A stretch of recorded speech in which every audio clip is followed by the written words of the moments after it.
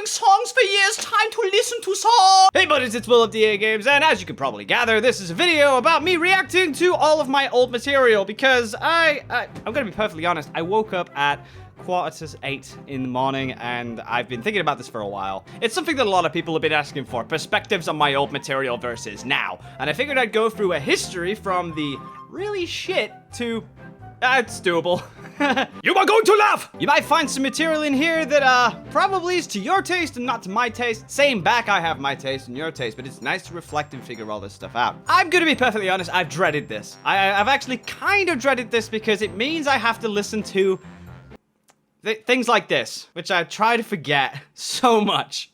I'm a sad man, but it still pertains as one of our more popular songs and a thing that stuck us on the map. Before I go on though, actually, there is something I'd like to talk about. Many people think that this was our rising call. This was the thing that got us on the map. Actually, I'd like to correct y'all with something. Jesus Christ, all this old material. Yeah, I'm just scrolling through. Oh, by the way, yeah, just all this old material here. Believe it or not, used to be an animator before I did music.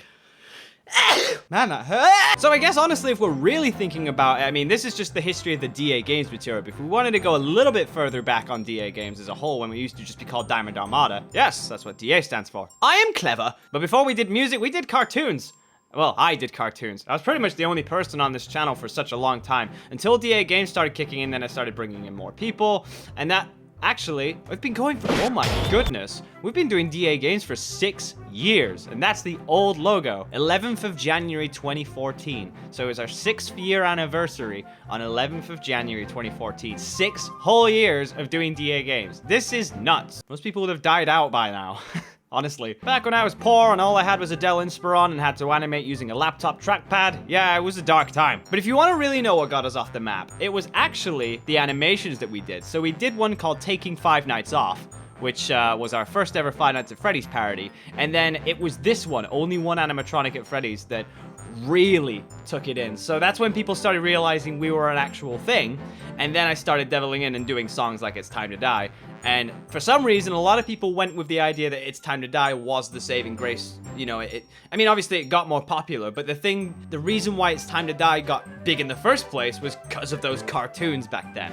So if you want more cartoons, hit us up. I'm gonna take you back to a day and age, a dark age in my life, when I was bullied at school, being called a German boy because of the blonde hair and blue eyes. Shut the hell up. This is the first ever song I wrote. It was for, WAR stands for Will Alex Ryan. It was an acronym. Very clever. This was the very, very first song I ever wrote in my entire life. I can't listen. I can't listen. I really can't. I have to.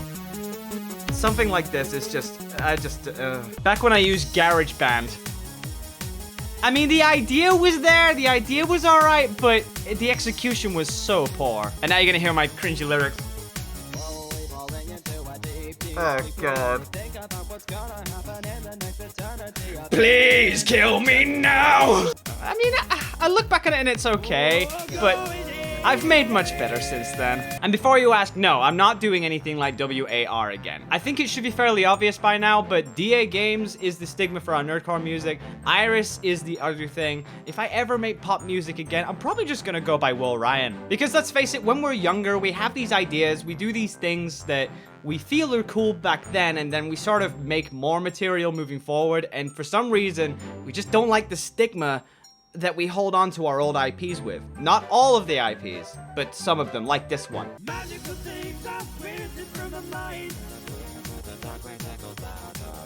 Oh, God. Oh, no. Ah, man. I mean, I had talent. I was a little boy. Believe it or not, this is the remastered version. So I was still using GarageBand, and this was released in 2012. The first ever song I wrote was actually in 2006, sort of June time. So I guess, in a way, that was like a 6-year anniversary too. Something about the number 6 that's so cool, because if you invert it and you make a 9, you got 69! I mean, the synth was kind of nice, but the EQ, and it wasn't heavy as I remember.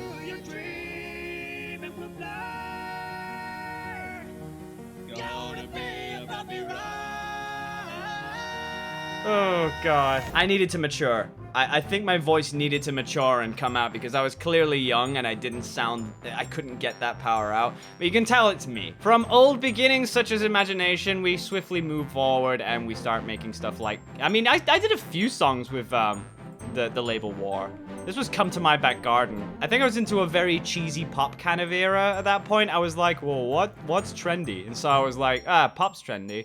And I took inspiration from a lot of cheesy material back then. Oh no.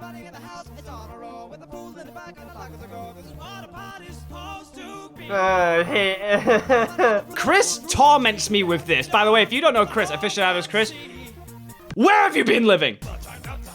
Back like a loner. Try not to hide that he just got a boner. Yeah, I remember this. I like the feeling of behold this planet, all these stitches you just had. I had the ideas, I think. I think the ideas were good. I just think the instrumental could have been better. It's the sound I make when I have a shit. I had like little care in the world back then, and you know what? It was a simpler life, I guess. No, I was living with domestics, I guess. No, okay, fair enough. No, but I do have to remember the good times. There were some good times, but we're in a new age, and these are great times. In fact, if anything, this is unequivocally worse than the stuff that we've got today, as they have been better EQ'd, they're more enhanced, there's more time put into them. There's a lot of things that go into this new material, which is why, if anything, the good old days still exists today. Just a lot of people are still stuck in the past. It's not my fault. It's yours, friend. Now, this was a severe decline. I think I was at a point where this was my insecure part of my life, where I was like, I wasn't improving. I was actually getting worse in terms of like EQ. It was like, what the hell's going on? I do like the synth. And if it was better EQ'd, I would be able to listen to this a bit more. I'm gonna say this. I think the chorus was a bop.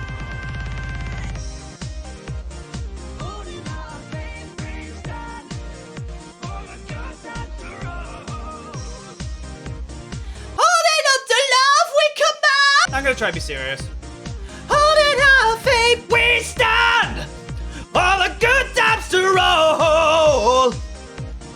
Holding out to love, we come out. By the way, guys, I've just come back from holiday, and my voice is a little bit raspy at the moment. I've got a bit of flu. No, it's not the coronavirus. Trust me. I drank some yesterday. It's fine. I use the same joke again. That's funny. It's really fun. If you really want a better... It's not magic. If you want a better idea of what I'm going through, I literally just got home about 3 days ago, and I came down with some sort of flu symptoms, so I'm trying to train my vocals again. Plus, I'm working on some guitar stuff soon. Yeah, that was We Stand, and we try to forget about like stuff like Onyx Colony. By the way, guys, talking about Onyx Colony, we're no longer called Onyx Colony. We're called Iris. If you don't know that, go over there. It's the same way we do music with Onyx Colony. It's the same way we've been doing it for centuries. Because you're like, oh, Onyx Colony was better. Well, actually, if Onyx Colony was to take the Goliath Throne thing and you still held that stigma, Goliath Throne isn't that great, then that should tell you Onyx Colony was going to go on a decline in the first place. Aha! See? Anyway, complaining aside. Then I ended up making something called About to Explode, which was going to turn into the DAGames theme tune. This is the first song that I made, because this is the first time I stepped out of GarageBand, by the way. I went into Mixcraft during this point. I think it was like this. One of only 2 songs I ever made. Oh my god, that treble is a bit out there. Oh, it's ear piercing.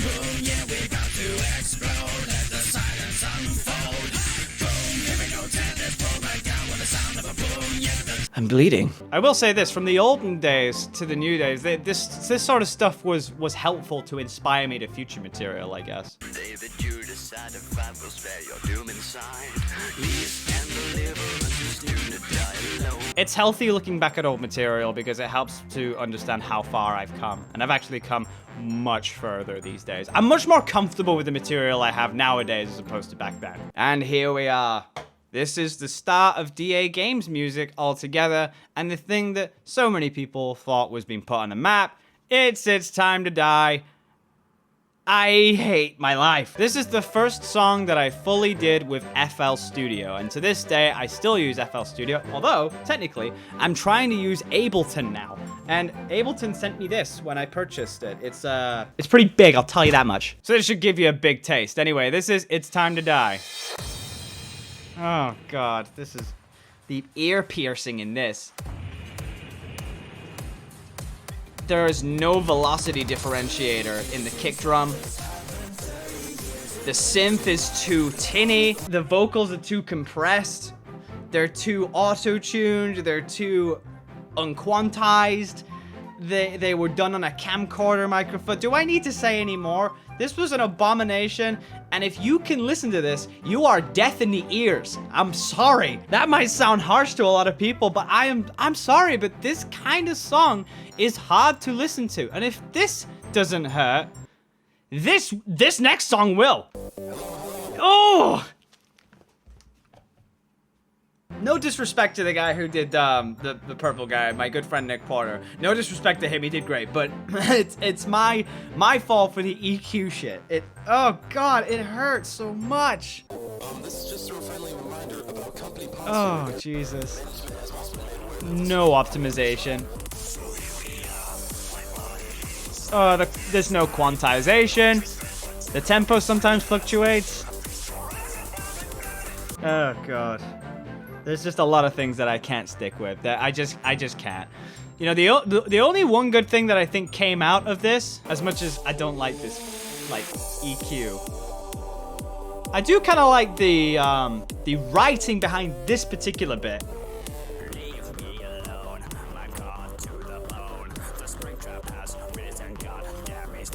Screw my ears! Ah! I can't do it, guys. I really dislike my old material just because of how god-awful the EQ was. I hate it. I dislike it so much. I can't. I like the idea. Again, the EQ ruins the entire listening experience for me.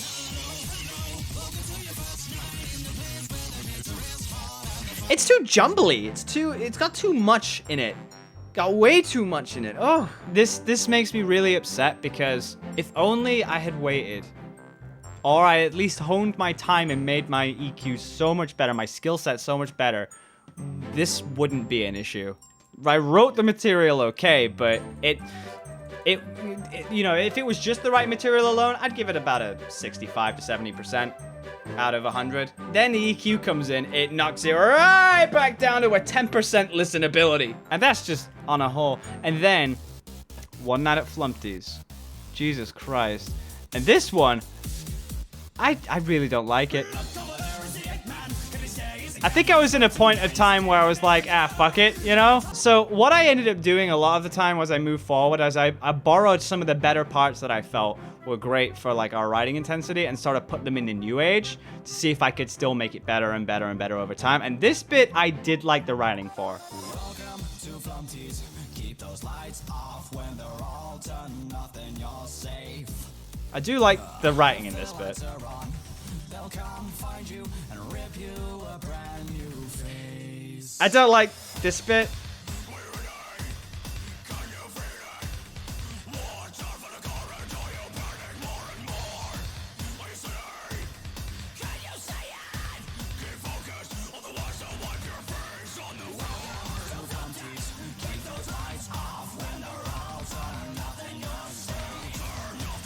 Like, some of it was alright, but then there's just other bits where I'm just kind of like, I've expanded since then. Not my finest point of my career, anyway. Oh yeah, I remember. Honey Pop. There's supposed to be a second game coming out as well. Like, well, technically a third game by Honey Dev. I still had problems with auto-tune. I can't. Too cheesy, Can't do it. Nope. You can't force me to do that! And Break My Mind happened. Now, I'm okay with this song, like, again, not my finest work. I'd probably put it down on the, you know, D- level. I'm not great with it. But I remember how it came about, and it was just like one of those times where you went to bed, you think of the idea, and you just get up, you never sleep, and then you get overtired, sleeping too much. Life of a content creator, folks. Now, I will say, this is where my EQ started getting slightly better. I could tolerate this in a way. Now, this song was made in a recording studio, an actual recording studio with my friends. One of those friends being an Onyx Colony member at that time. See, all the members are, you know, they've become very, very busy in their lives. And so it was really, really tough to try and get something sorted with them. But You know, the future's a blessing. That doesn't mean Onyx Colony's coming back. It just means that Iris might have potential people. I did like this bit.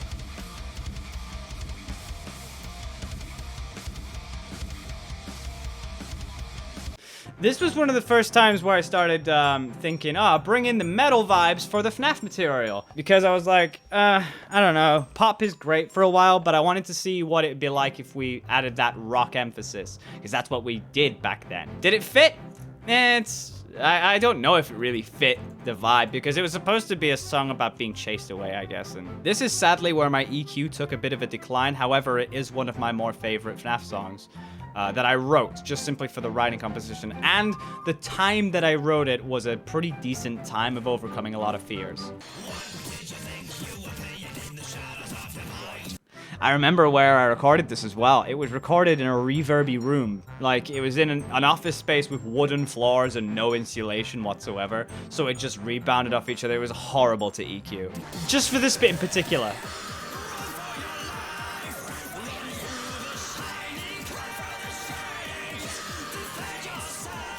I did like this bit. Simply because, that bit I like in particular because it was my first time properly investing in major and minor scale differentiators in the writing process. So it was a really proud time for me. Now, bless Darko, because, I mean, he's, you obviously know Darko. He's one of my best friends. Find out this song, I wish I'd have brought Darko into a better song. I really did, because I did not like the way I EQ'd this whatsoever. And it's an embarrassment to me because it was the EQ, and it was not Darko's fault, nor was it my singing fault, or the writing. It was the EQ once again. And it says the audio EQ freaked out due to a video. No, past Will, what are you doing? Sit down! It's just not something I was happy with, Bob. Not happy. Now, follow, greet, wait, repeat. I did like the writing process in this. And I was getting slightly better at EQ once again. Slightly.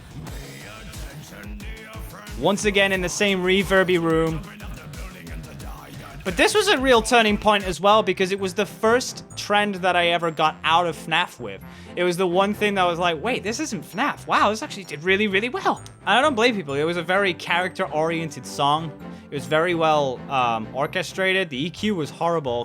Compared to nowadays, it's just so different. I can't really put them in the same playlist as each other. And people were like, oh, you're gonna make a Slaughter Street 2 song? And I said no, because I already made the soundtrack, or similar parts of the soundtrack, to the Slaughter Street retro game and Slaughter Street 2. It felt biased to do anything once after that. And plus, I even tried writing a Slaughter Street 2 song, which henceforth went into the DAGames medley, but it was a cancelled song because every time I exported it, it fucked up. But also, I just didn't have any ideas moving forward. I wasn't inspired too much, so I just stopped. And you can't force inspiration. You have to, leave dying horses dead. I don't know if that's the phrase. I'm really bad at phrases today. Really bad! Oh no. The EQ. This was the first time after so long that I independently tried to do rock and metal for myself. And just, oh dear.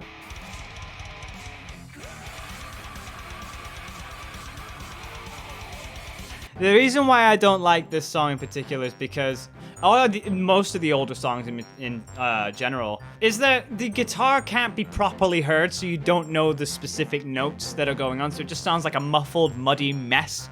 You know what I'm saying? This was at a point where people were asking for a pacifist song, which we'll talk about later, but I decided, fuck you guys, I want genocide. I want a genocide song because it's underrated and people are giving a bad stigma to it, so I want to give it some good celebration. Naturally, they responded pretty... I mean, it's not our most liked song, I guess. There's that. Until Dawn. Would I focus on this kind of song again? It depends if it would ever be used for something like on a huge level that I would need to perform live or something. Like it was an absolute necessity to perform it. Otherwise, I probably wouldn't touch it again. I remember being in that room recording the green screen. Not my finest moment either. I did like Atomic Renegade. I actually did kind of like this. The EQ wasn't a saving grace, though. I was getting slightly better, and this is where you started hearing it getting slightly better. And I was on a thrive. I love three-step music as well, and it felt very marchy. It's just like, yes. I think I love this bit as well. I love this bit. One man pushes through, one mutant at a time. Yeah, I liked Atomic Renegade. I thought it was a really good song. I actually really enjoyed it. This particular era was a shining one for me because, like, I didn't necessarily like the way the EQ was, but I did like the writing composition. So it was kind of a blessing and a curse kind of year. And now, I try to forget this one. I try to forget it with a absolute burning passion. The lyric video sucked. I was forced into this false sense of security with the community where I was just forced to make something like this, and you can just tell.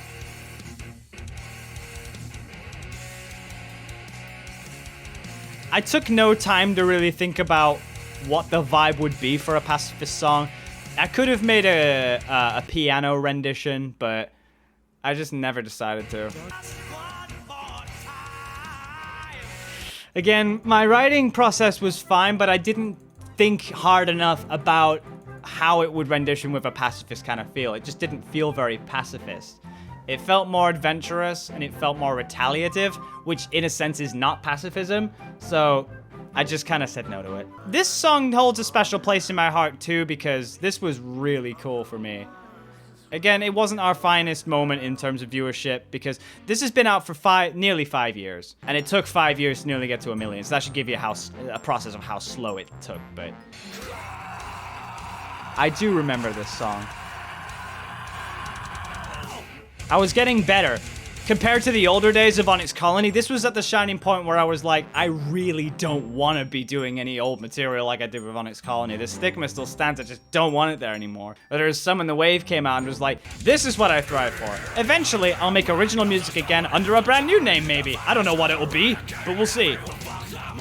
I was not shy on saying lyrics with swears in it. I mean, that's a testament to nowadays as well, so. So, again, I was so insecure during this time of making music that I decided to go back to some of my older material at this point and go, let's change it up. I'm so embarrassed about the past, I want to try make remasters of the ones that I didn't like.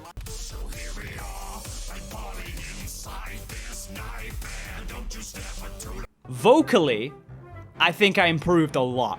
I didn't need too much auto-tune during that point. I did it for a lot of effect because that was what it was known for, so I didn't want to stray too far from the past. But it was so complicated to do, and the EQ is better, but still not listenable. Yeah, that's at a point where I had a little more vibrato in my voice. I was like, yep, it's what I always lacked. I like vibrato, and that's what I'm going with. It complements a song so much more if you have just a little bit of vibrato. I'm not a big fan of static notes. And then I made a Christmas song. A lot of compression still, so it was, again, not my finest point. Oh god, no, can't do it. Okay, I'm gonna let you in on something here. This almost got a remaster. So MomoCon has this thing called AMV concerts, and in 2019, somebody requested to do an AMV of Monster Hunter's I'm on the Hunt for us to perform live with that AMV in the background. We were almost gonna do it, they didn't get it in on time, so I had to do United We Stand as was requested. This year, there's actually one that is getting remastered. It's not Monster Hunter I'm on the Hunt, it's another song, but it's another one from back then that was actually really cool, and it needed a remaster, I guess, so I can't say any more, but look out for something this year. Misinterpreted lyrics. I love my cunt! System of a Down inspirations right here.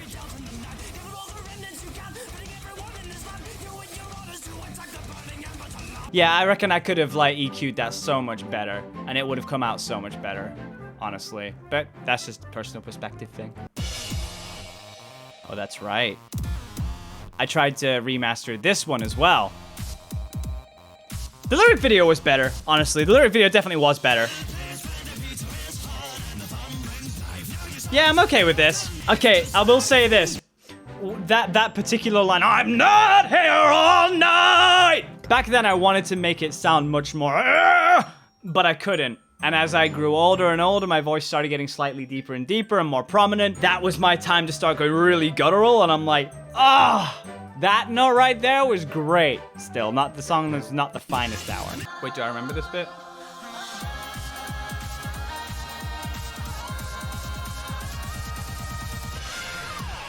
I loved harmonies. I also loved chanting during this bit.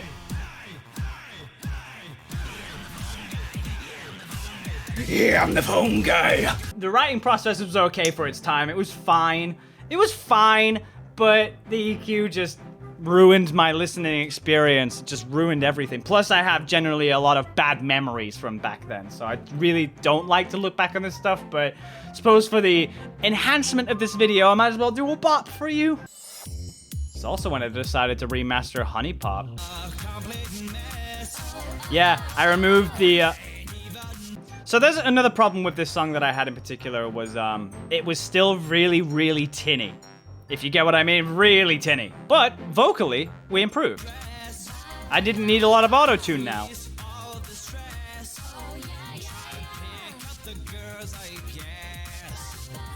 Composition-wise, it was good, but then the EQ just failed. The mix was just bleh. Now, I actually like this song. So an interesting take with I Will Not Be Moved. That was a riff that I'd hold on to for 8 years and was supposed to be used for Onyx Colony way back in the day. So I figured of repurposing it and putting it into something like this as an adamant against not wanting to be moved by anybody but myself. Now, this song, Gears of War, Rip 'Em Up. I'll put it this way. I'm gonna always say this for all my old stuff. The EQ is horrible. And I say that because at the time, I must have thought it was great. But I constantly improve, so then my Sigma is always like, this is actually not that great. And these songs could have been given a lot more justice. Also, another thing, Rip 'Em Up was another guitar riff that I saved from way back in the day in Onyx Colony's times, which I repurposed into this song.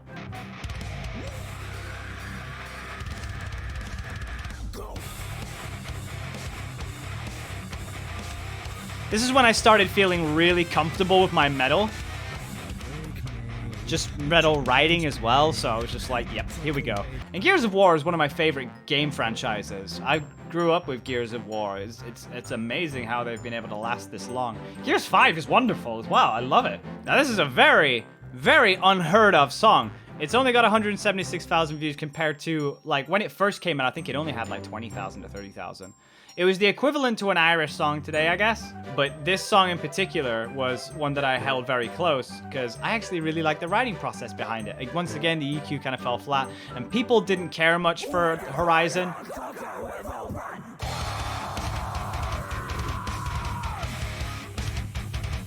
It lasted for about 5 minutes.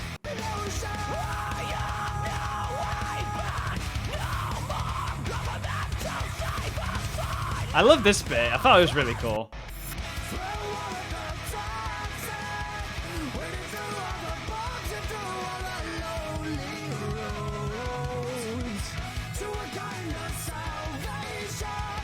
Yeah, I did like that one. Layers of Fear. I loved the game Layers of Fear, and I also loved this song as well. This was a real good time for me at this point, where we were really sort of thriving in the horror industry. Also, another song in our playlist, which wasn't a FNAF song, and performed very well for its time. I really loved the essence in this song, it's great. And the lyric video, it's nuts. Yeah, I really like that song. If I could go back to that, I would. Oh god, here we go, Honeycam Studio. This was to be the sequel to, Another Date. Here's Another Date.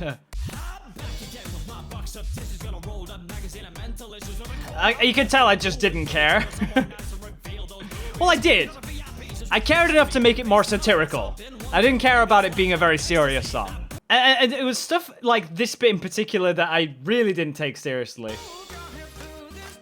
You can't stay on your seat, having so much fun, we will never be done. Oh yeah, I'm sorry, I can't afford a Ferrari. So like, very CeeLo Green style singing. I'm just like, let's just make this a satirical song, you know?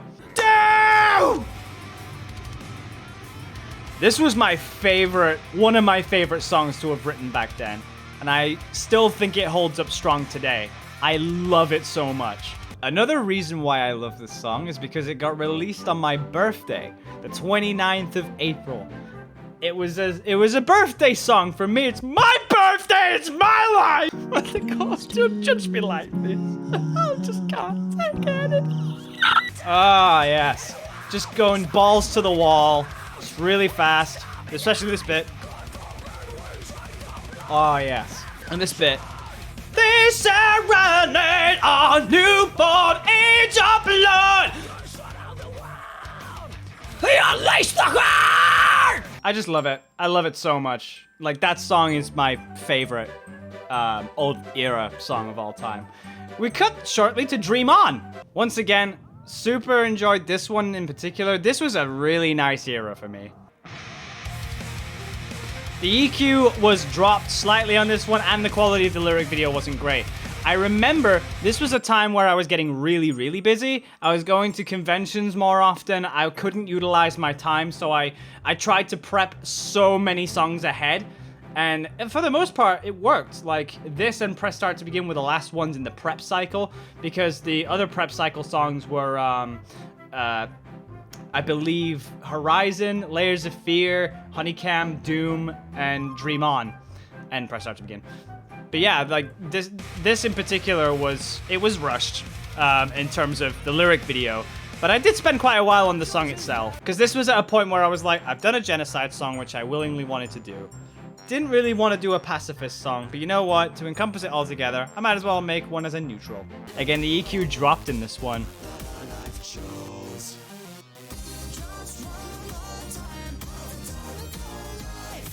I tell you why I thought this would be a good idea was because I was at that point I was trying to incorporate what I did back then with War, so WAR, imagination and all that stuff. Have that same vibe that I had back then, but put it into sort of a gaming universe to show that we have evolved and we've gone places and we still hold on to the old stuff that we used to do. So it's kind of an education process during this point. And I think it held up. A lot of people seem to have loved it, which would then go on to my more comfortable roots once again, with Metro Redux. I really did like the writing composition in this one in particular as well. I loved this bit of the verse. It was really nice. I was getting really comfortable with keeping onto my old roots and bringing in the new roots during this point. It was a wondrous time for me. Here we go, here's the chorus. I actually love the chorus in this. Yeah, I like it. I do remember this. I have fond memories with this. I love the soft part in this. Don't fear the dark one, little one. For brave as we are bold, we will rise. And we'll save our immortal race. Seize those times of the poor and the weak. The future gets colder the more we weep. So we spare our immortal hearts. I love that song overall. For me, that was a pure evolution from what I could do back then. And that was when I started feeling much more comfortable with metal music. Until this came along. Yep, here we go. Sister location, Left Behind, when I started really amping up the game and what we do with our lyric videos. That whole room was made all by one person, and then we had, you know, compositional stuff by Keyframe with the visual effects. We had a lot of SFM artists do this stuff. We had me in the middle, all the typography done by Bogsy, the putting together was done by Bogsy as well. There's a lot of credits at the very end of this video. But this one was a really good time for me. When I look back, I think Left Behind was a good song. I don't often listen to it too much. Once again, I'm more infatuated with the newer side of things, but that's just me. I'm an evolutionist. I'm a progressionist, I guess. I don't know. Either one of those. I like to evolve. I don't like to stay in the past. Sometimes I'll come back to it every now and then, but I prefer going further forward. Anyway, folks, that was part 1 of reacting to the old songs. Again, as you can probably tell, we have a lot of material to go through, and I want to be able to cover that material real soon. But I obviously gotta let you guys know, we got more material in the horizon. Please go check out the playlist down below. It's the DAGames-music. If you've missed out on any of our old stuff, if you're new here as well, you might want to look back as a piece of history. You might actually find some old stuff that you like, or you might even be like, yeah, the newer stuff's better, which I honestly believe is better. And it's only gonna get better further out because we're gonna make more music further down the line, both DAGames and Irish related. So go check out all that stuff down there. Also, gotta ask, do you want a part 2? Put down in the comments below if you want me to react to like all the other songs that I did as well. Anyway, if you like what you saw here, click like and subscribe, share for friends and family, maybe your dog. Check out DAGames Official on Twitter for the newest information on music, animations, let's plays, and live streams. How I'm able to say that coherently without even stalling for all this time is beyond me. I'm Will of DAGames. We played. Now I'm stalling.